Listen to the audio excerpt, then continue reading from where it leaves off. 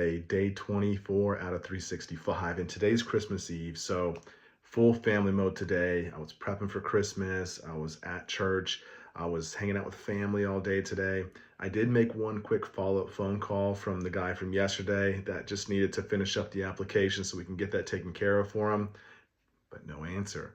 But I kind of expected that. Obviously, I know it's Christmas Eve, people are with family and friends, and it's kind of tough to get them to do business on days like today and tomorrow.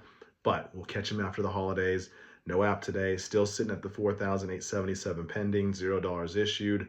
Some days, business is just gonna have to take a back seat, and that's totally okay.